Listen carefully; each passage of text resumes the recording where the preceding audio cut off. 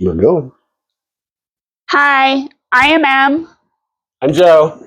This is Still Saying Yes to Us. We thought we would go over a few things today that might give you an idea. How do I even broach the topic of this? I mentioned in a previous video I'm bipolar, and being mentally ill comes with a whole slew of challenges that are different than... Well, it adds to it adds to the dynamic, and sometimes it's hard because I'll lose control. Like I'll get overstimulated and I'll melt down or crash out. I still do. I wish I didn't. I don't do it as often on the new medication I'm on, but I do it occasionally. No, the car's not very friendly to you. Huh? Driving. No, I hate driving. I am a passenger princess because he drives. He's nice about it. I'm not. So I play passenger princess. I get road rage. Rage is a component of my mixed episodes when I'm symptomatic. I was diagnosed 6 weeks before my 30th birthday, so we'd been together about 10 years. Yeah. And it was something I didn't understand what was going on. I don't think I did either. I'm gonna say it was strange. That's the best word I can describe. It was abnormal to everything that I'd known. About me? No, like people in general. Even people I worked with. Like that was the way you were, I guess, acting was when I was having episodes. Yes. You would be normal, and then something would grab your attention and it would fling you off into a bout of rage, which I'm sitting back and like, okay, I don't understand what's going on. It was not to say scary, but it was confusing. That's a better word. It was very confusing. It was equally confusing for me, not knowing what was going on. I had my first depressive episode at, I think I was 14. By the time I was 16, I had already had my first suicidal ideation and note written, and I asked my mother to take me somewhere to get help. My mother's response was simply, I am at work, go take a nap. It'll be better when you wake up. You're just moody. Nice. Why do you think just moody is a phrase I never use regarding me? Our oldest child being bipolar, it's not anything like that. Yeah. My family was like, can't you just snap out of it? And I'm like, if I could have snapped out of it, don't you think I would have done it? Bipolar makes things a little bit more difficult. There's an extra layer to understand. Yeah, I guess I empathize. It's just like you understand something, how it's to be done, but then you have this bouncing cat on top of you. Go doing, doing, like, let me in, doing, let me in, doing. Let me in, feed me. So yeah. Well, there was that, and I have a few other things going on. I was born with clipophile, which makes I'm deaf in one ear. My eye has upshoots and downshoots and restricted movement on my neck. That was a birth defect. And then the bipolar, I just come with a whole extra set of baggage and luggage. Yeah. And then you were like, okay.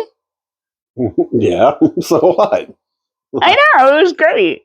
Like when I tell people I had never felt more seen by anybody than my husband, I meant it.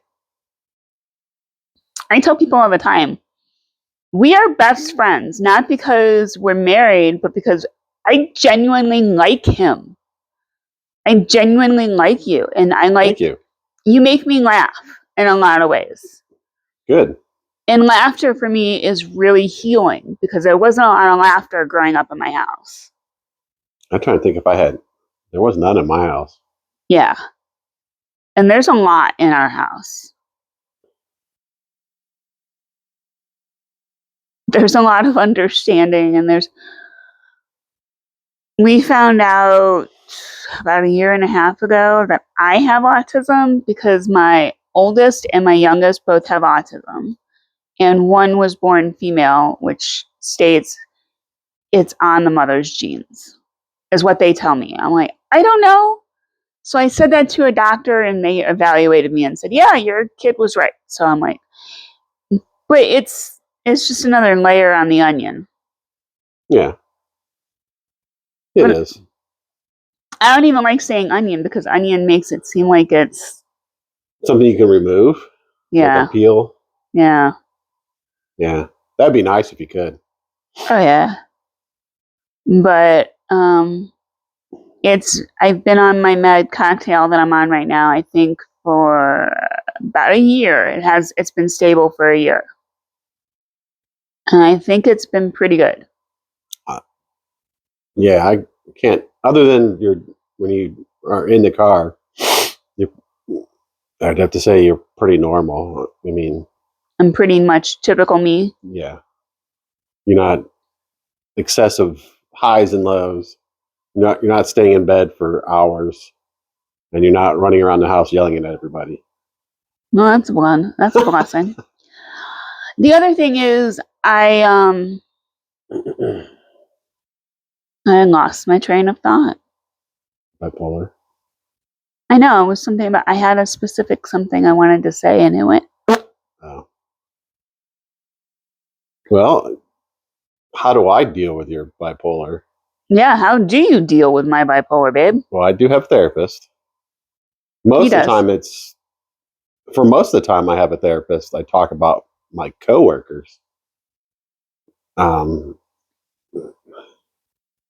Sometimes, well, I have to say more recently, I have not talked about your bipolar because you have it under control. But in the beginning, it was just me trying to understand that you have no control over it, and it's either you were either high or low, and if you were high, you were manic, and if you were lower, you were depressive.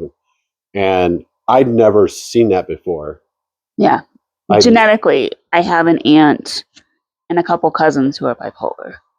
So it was strange, if anything. It wasn't something I was accustomed to or had not necessarily accustomed to, had knowledge of. Yeah. It's not something they teach you in school. And it's not, yeah, it's just something that they don't teach you in school how to, and even with dealing with people, like in the public, like your work, like customer service, yes. It's not, it was, it was strange. And I had to have that therapy just to grasp the highs and lows and what that meant and how to deal with it. So in the beginning of our marriage, there was a lot of times I would go to the therapist and say, "Hey, how do I deal with it?" And most of the times he would just say, or she say, um, "Watch, just sit back and watch and listen. There's nothing you can do about it. Yeah. You just have to be there." So she used to say, "Just sit there and relax. Let her do what she needs to get done. Get that out, and let her. If anything, just recalibrate." Well, no, it was the point where she would tell me, watch what you're doing, let you get to a point where you were that I thought you were aware of what was going on, then say something to you. Does that make sense? Yeah, and there were some times when especially before the diagnosis, when saying something could be like setting off a time bomb. Yeah, that wasn't fun. No, honestly, when I got my diagnosis and the first meds they put me on worked really well for like 6 months. So I had some relief almost instantaneously. And I looked at you, I'm like, oh my God. Oh my gosh. Because no matter what I said or did, I was like, and you're like, are you okay? Because you're acting normal again. I'm like, yeah, the meds are working. The meds are working. The meds are working. Yeah, that's strange. It was by taking a couple pills, it changes people's personalities. But I can understand why people, for those people that I had a bunch of people I grew up with who were probably bipolar, manic, or whatever, and they medicated themselves through illicit drugs, like weed and cocaine and PCP. And it's like, so I never had, my experience with people taking drugs was very negative. So I noticed, but it was like you take some drugs and you go from here to here. Now you're here. So yeah, it was strange. That's the word. I hate to use strange, but it was confusing. At the time. Yeah, it was confusing, and yeah, it was just confusing. Bipolar is confusing for everybody, including the patient. Yeah, I can't imagine, honestly. Now, my family calls me the normie. So with that, I don't know. We say normie because you are the most neurotypical of the bunch in the house. Right. I think most neurotypical goes you, youngest, me, oldest. Oh, that's not good. Yeah, I know. I'm in check. They're not. Yes, unfortunately. So, parenting as a bipolar patient has been, well, I'll do that in another video because it was very much the desire to have your child kind of also was a path to heal the childhood trauma I had. I thought I had to go through it again and make it better this time. oh, so you're trying to make up for? Yeah, that doesn't work. No, So don't do that. Work because it doesn't work. Part of what I do to stay healthy is I do routines. I go to talk therapy. I use my coping skills. I keep my stress levels under control. I try to eat healthy.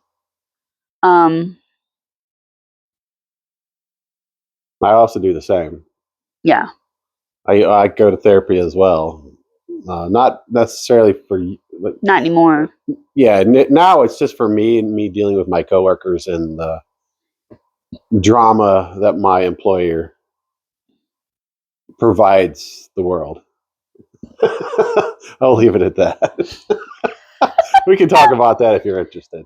If you want to know where Joe works and why it's so crazy, drop a comment. Yeah, drop a comment. So, all right. You want to end it here? Yeah, it seems like a good place. I want to say real quick, if you have mental health disorders, please reach out to star 988, I think is the crisis hotline. NAMI.org is also a resource for you. If you feel you really can't make it with those kinds of help, please go to the hospital. People do want you to live. Yeah. And she started at her primary care by just saying, this is how I feel. And then you had to describe what I had done for 2 weeks. I painted a house.